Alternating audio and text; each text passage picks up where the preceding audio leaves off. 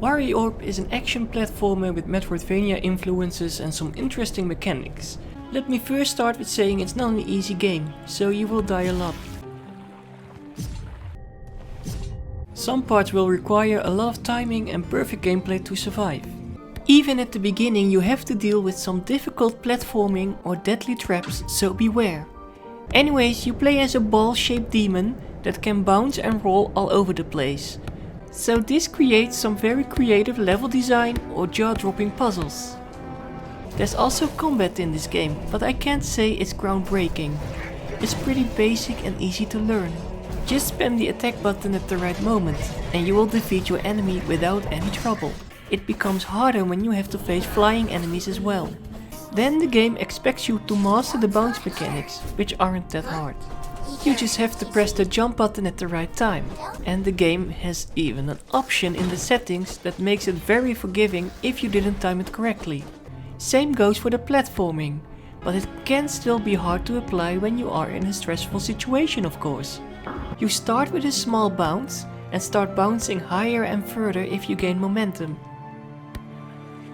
Some puzzles require your bounce mechanics to be perfect, otherwise you will die. It can be frustrating sometimes, but it's so satisfying to finally finish a puzzle you were stuck on for 10 minutes or more. The game also has a story. Your quest is to gather 3 artifacts to resurrect the daughter of a wizard and also find a way to save the world. Pretty simple and not the main focus for me, to be honest.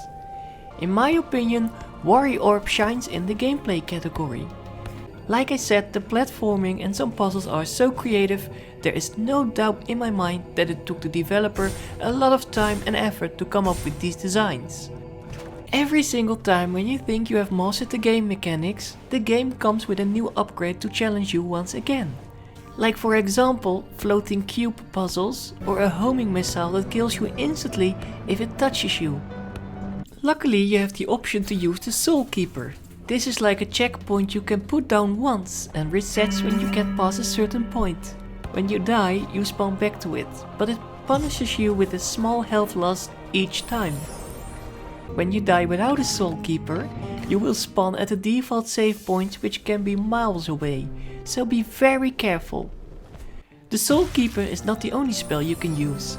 In the beginning you get an item that gives you the option to use basic spells like healing, enchanting your weapon for a certain time, spawning in a homing missile, etc.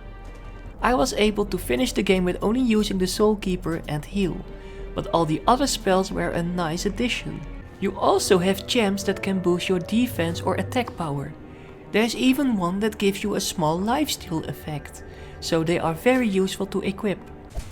Especially in certain boss fights, it's essential to use the right gems, otherwise you can make it very difficult for yourself. The boss fights are a nice change of pace. All bosses have multiple phases and 3 basic attacks that can become harder when you enter a new phase. You can tell which attack it's going to do if you look at their movement or things they say. Pretty self-explanatory. If you remember all their attacks, they are easy to beat, but it can take a while to memorize all of them. There is this one boss fight against a statue, and in my opinion it's maybe harder than the final boss, because of its design. Things like a small hitbox, death pits and the requirement of a specific weapon special that gives you more time to deal more damage. There are even more boss fights that require you to use the right weapon, otherwise you won't be able to damage them at all.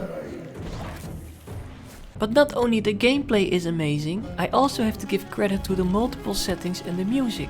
I really enjoyed the music at certain parts. It's very atmospheric and fits the settings perfectly.